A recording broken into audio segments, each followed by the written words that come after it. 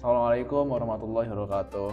Halo teman-teman semua, kembali lagi di channel Masjid Al-Ikhlas dalam sesi bincang-bincang santai Remaklas, bincang-bincang santai remaja Masjid Al-Ikhlas. Nah teman-teman semua, di episode kali ini sangat spesial sekali karena kita kehadiran narasumber yang sangat hebat. Beliau sangat menginspirasi dan pengalamannya luar biasa teman-teman. Nah di sesi kali ini kita ulik bagaimana pengalaman beliau dan juga ilmu-ilmu beliau. Dan di sesi kali ini temanya cukup menarik teman-teman, dan memang menarik teman-teman, tentang politik menurut Islam dan bagaimana Islam memandang hal tersebut. Nah sebelumnya saya kenalkan dulu teman-teman narasumber kita, beliau Bapak Ustadz Haji Sri Praptono. Monggo Bapak bisa menyapa audiens. Ya, Assalamualaikum warahmatullahi wabarakatuh. Ketemu lagi para pemirsa dan seluruh jamaah yang dimanapun berada bersama channel ini. Oke teman-teman semua, kita langsung aja ke pertanyaan pertama. Jadi pertanyaan ini kita tampung ya dari teman-teman semua yang udah komen di beberapa platform kami kayak di Instagram, Facebook, YouTube dan lain sebagainya. Nah untuk pertanyaan pertama nih Pak, bagaimana sistem kepemimpinan Islam dibangun setelah wafatnya Nabi Muhammad SAW? Ya, jadi memang kalau kita bicara tentang pemerintahan atau nanti melebarnya ke masalah-masalah politik, maka kita harus memiliki cara pandang atau paradigma yang tepat ya. Memang tidak bisa disamakan pada saat Rasulullah Muhammad SAW itu memimpin dengan setelahnya, yaitu para Khulafaur Rasyidin. Kenapa? Karena pada zaman Rasulullah maka semua bertumpu pada beliau, karena beliau sebagai utusan, maka semua baik tata kelola maupun juga produk-produk hukum dan juga penataan semua diatur langsung oleh beliau, dan beliau dijamin semua yang beliau lakukan tidak lain kecuali adalah wahyu dari Allah Subhanahu wa taala. Nah, setelah wafatnya beliau maka secara berturut-turut 4 periode sistem pemerintahan atau pengelolaan, istilahnya pengelolaan urusan publik itu dilakukan oleh para khalifah, sejak zaman Khalifah Abu Bakar, kemudian Khalifah Umar bin Khattab, Khalifah Utsman bin Affan, dan kemudian Khalifah Ali bin Abi Thalib.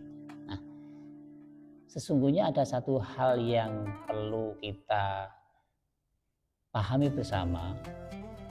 Ada perbedaan-perbedaan dalam pola pengelolaan itu, tetapi ada satu misi besar yang tidak berubah, yang mana model pemerintahan atau pengelolaan urusan-urusan publik itu harus selalu mengajak mereka, umat dan masyarakat ini selalu dekat dengan Allah Subhanahu wa taala, dengan menjaga ketaatan, melaksanakan perintah Allah Subhanahu wa taala, dan juga menghindari larangan-larangannya. Ini menjadi satu hal yang sawabit, satu hal yang terus ada. Adapun teknis pengelolaannya memang berbeda-beda, sebagaimana juga kalau kita lihat sejak awal pemilihan pemimpin pun itu juga berbeda-beda. Zaman Rasulullah diserahkan kepada Khalifah Abu Bakar, yang mana Rasulullah sudah secara eksplisit mengamanahkan kepada Khalifah Abu Bakar. Tetapi berbeda pada saat Umar bin Khattab, maka kemudian di situ ada musyawarah di antara para sahabat itu untuk memilih siapa di antara mereka untuk menjadi pemimpin. Nah, ini yang perlu kita pahami bersama ya.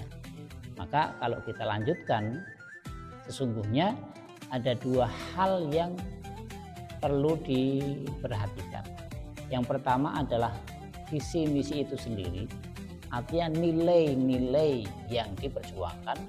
Yang kedua adalah cara bagaimana memperjuangkan itu dikelola dengan sebaik-baiknya, dan salah satunya adalah penunjukan pemimpin yang bisa menjadi leader, menjadi panutan, menjadi orang terdepan untuk merealisasikan nilai-nilai yang sudah ditetapkan. Artinya nilai-nilai yang bersumber pada syariat Allah dan tuntunan Rasulullah Muhammad SAW. Saya kira itu yang perlu kita pahami bersama. Itu ya. Oke. Lanjut ke pertanyaan selanjutnya. Apa peran Abu Bakar As-Siddiq ini dalam menjaga persatuan umat setelah Rasulullah wafat? Kan kita tahu setelah Rasulullah wafat itu banyak terjadi konflik lah, banyak umat Islam terpecah belah. Akhirnya ditunjuklah Abu Bakar As-Siddiq guna mempersatukan umat. Nah, ini perannya dan bagaimana proses awalnya ketika Abu Bakar itu ditunjuk itu seperti apa, Pak? Ya, sebenarnya kita juga tidak bisa mengatakan bahwa setelah tampuk pemerintahan atau pengelolaan urusan publik itu diserahkan kepada para khalifah itu kemudian banyak perpecahan, itu juga enggak begitu. Karena bagaimanapun para sahabat-sahabat atau khalifah itu adalah sahabat-sahabat yang terbaik dan terdekat dengan Rasulullah. Bahkan kemudian kita pun juga diperintahkan untuk meneladani siapa? Ya Rasulullah, ya juga para rasyidin. Artinya apa? Bahwa nilai-nilai kemuliaan itu tetap ada, termasuk juga di dalam pengelolaan urusan publik tadi. Maka ya memang tentu ada perbedaan karena manusia, tentu ada juga beberapa hal-hal yang menjurus atau memicu pada perselisihan, tetapi kenyataannya semua itu bisa ditangani oleh Khalifah Abu Bakar As-Siddiq. Di mana peran beliau? Pertama, beliau senantiasa menunjukkan keteladanan yang luar biasa. Bahkan dalam kisah itu Umar bin Khattab pun juga tidak bisa mengalahkan tentang kemuliaan Abu Bakar As-Siddiq. Nah, termasuk juga penyebutan Abu Bakar As-Siddiq itu menunjukkan bahwa beliau adalah sahabat yang paling bisa dipercaya dan sahabat yang memiliki loyalitas yang total kepada Rasulullah.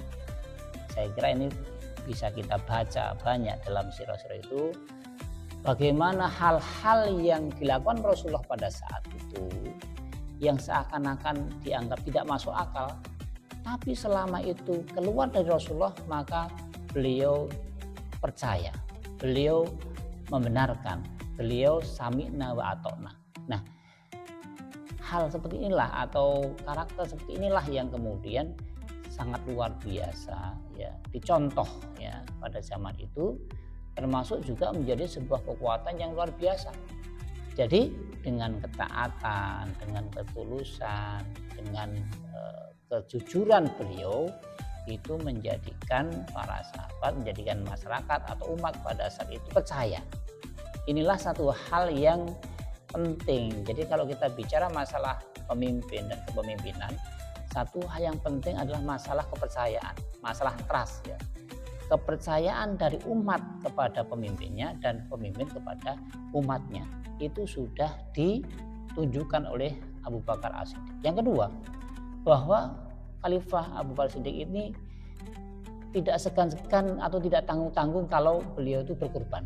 Nah, maka ya sangat wajar kalau kemudian para umat pada saat sangat menunjuk atau percaya pada beliau untuk memimpinnya. Karena karakter ini sudah bisa dilihat pada saat beliau hidup di masa Rasulullah.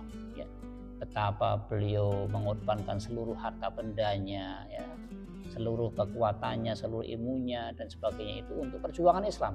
Nah, maka totalitas inilah yang kemudian menjadi hal yang sangat penting dalam menjaga umat waktu itu, masyarakat waktu itu, sehingga mereka pun juga merasa nyaman. Kalau ada perbedaan-perbedaan, mereka bisa melari kepada Khalifah Abu Bakar As-Siddiq karena mereka percaya bahwa Abu Bakar As-Siddiq adalah sosok yang bisa menyelesaikan semua masalah itu.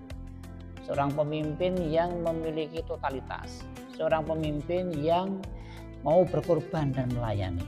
Siapa yang tidak akan sanjung ya?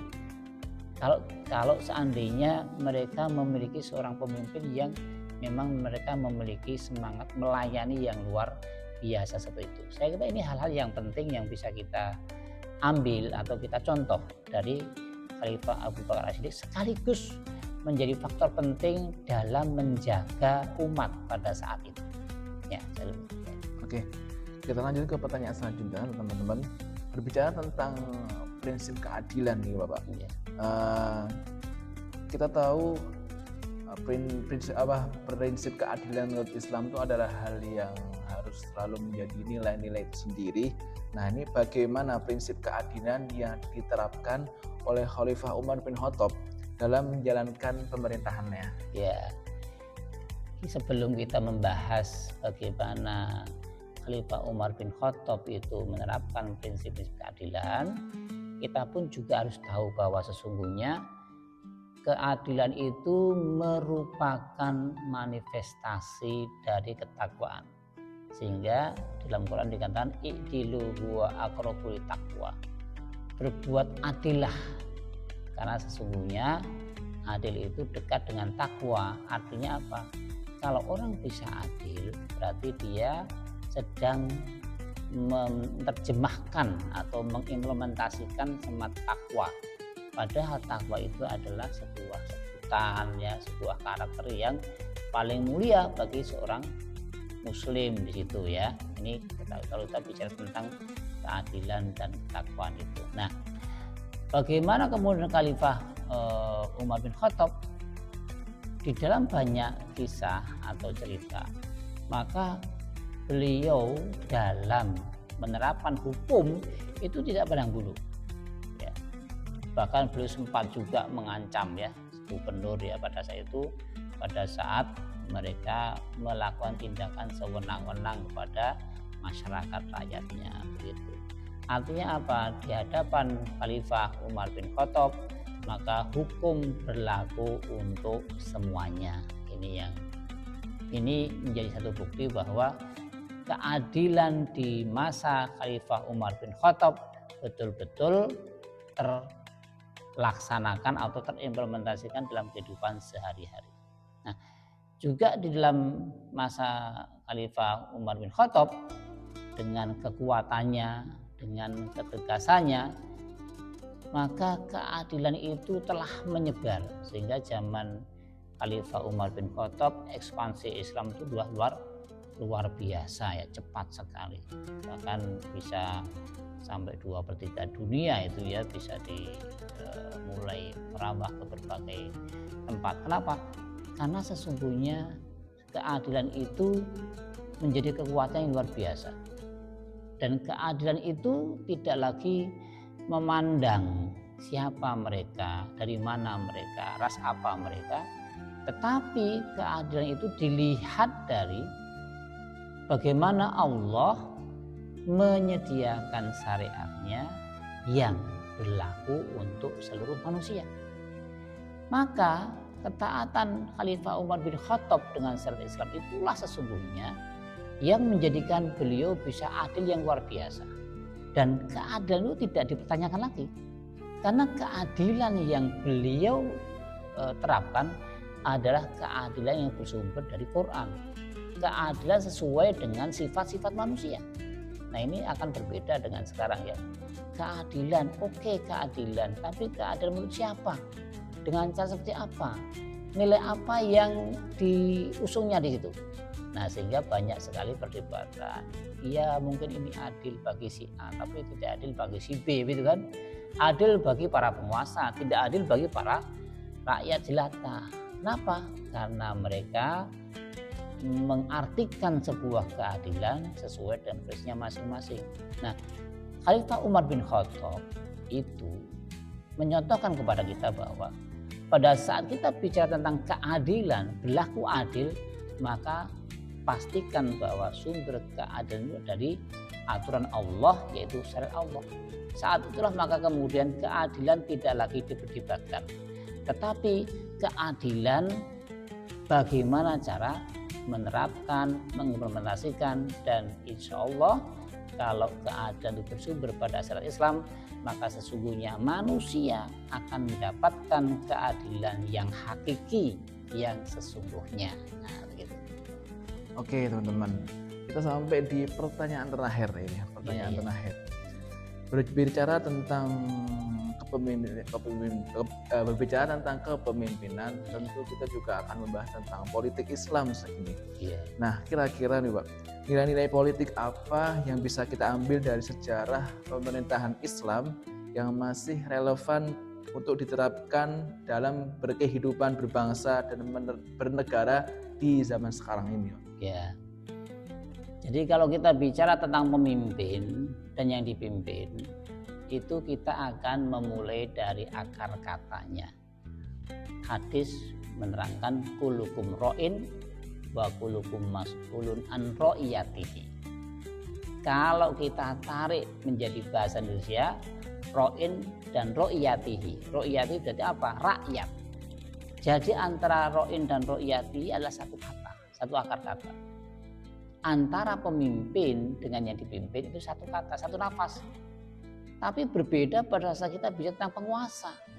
Nah, sekarang itu sering terjadi masalah kepemimpinan atau leadership sebuah bangsa dalam pengelolaan urusan-urusan publik karena antara pemimpin dengan yang dipimpin tidak nyambung. Antara pejabat dengan rakyat tidak pernah ketemu.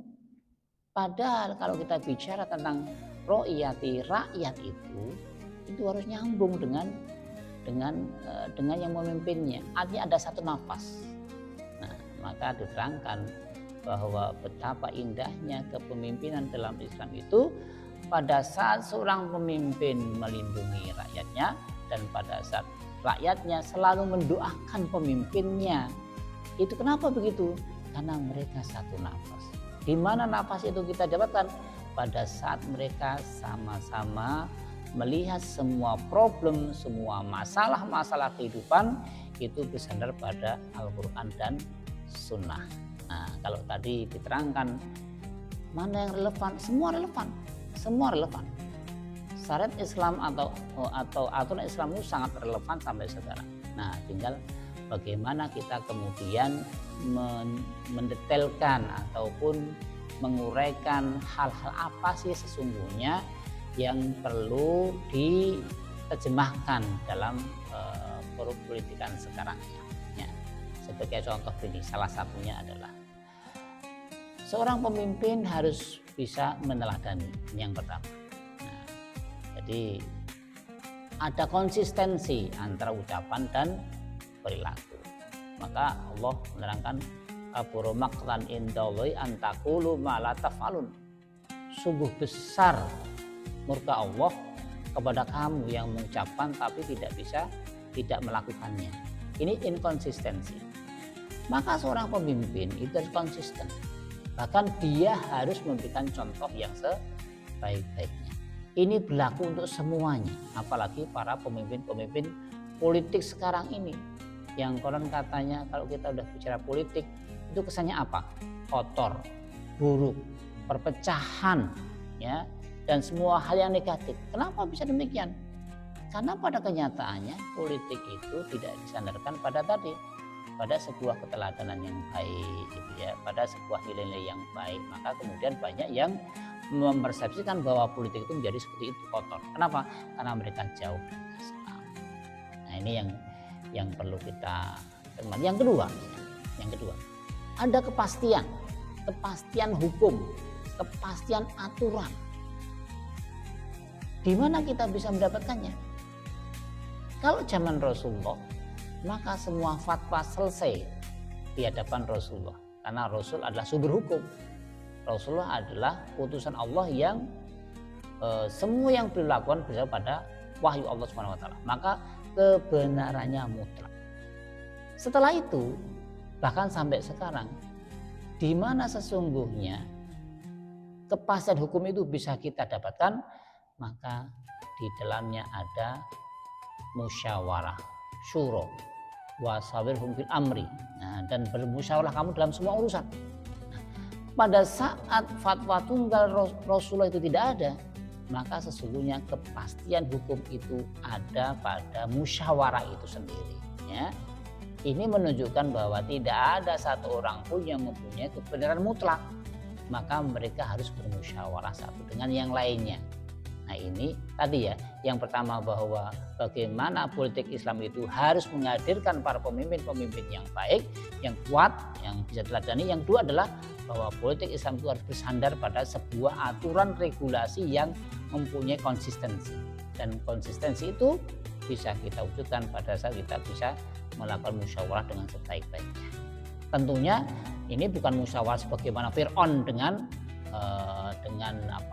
panglimanya, tetapi musyawarah yang betul-betul untuk mendapatkan sesuatu yang baik, yang terbaik di antara yang baik.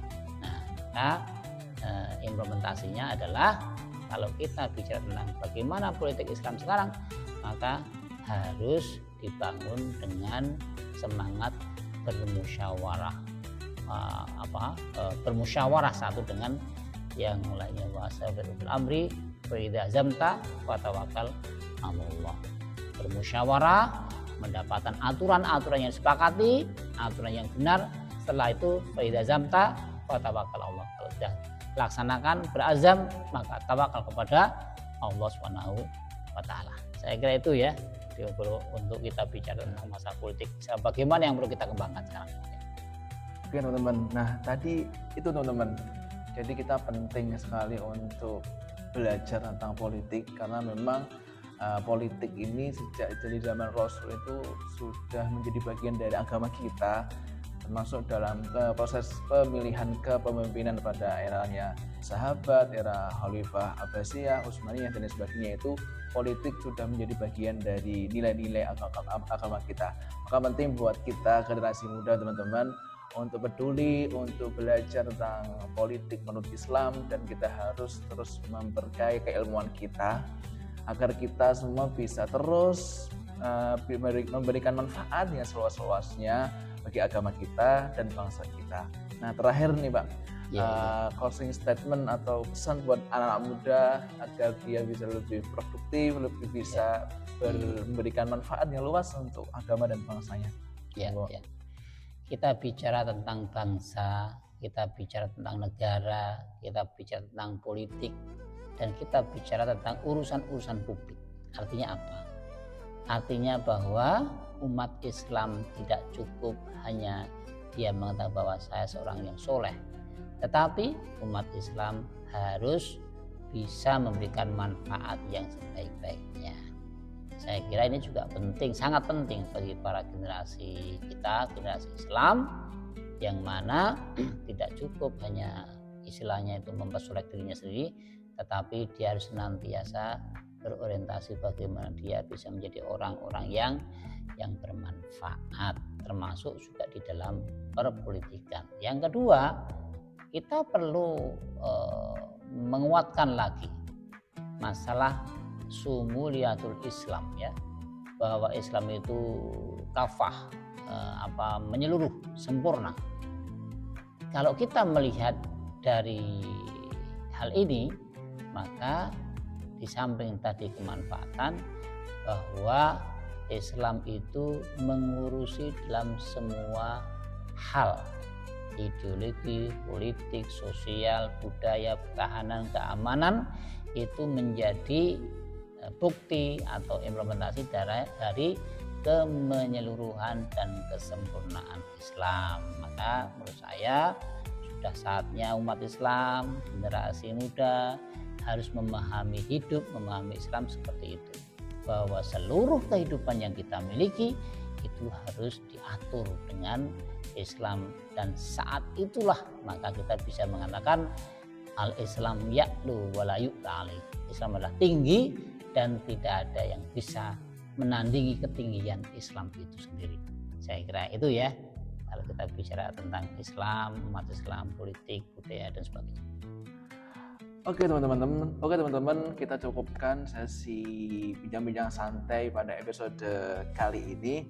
Buat teman-teman yang masih bingung atau ingin bertanya atau ingin berdiskusi, bisa tulis di kolom komentar, atau nanti teman-teman bisa DM Instagram atau TikTok kami agar nanti kita bisa buat pertanyaan untuk kita diskusikan di konten-konten selanjutnya. Kami dari tim media Masjid Al-Ikhlas dan narasumber mohon maaf yang sebesar-besarnya, dan semoga konten ini bermanfaat. Sampai bertemu di episode selanjutnya. Bye bye. Assalamualaikum warahmatullahi wabarakatuh. Salam.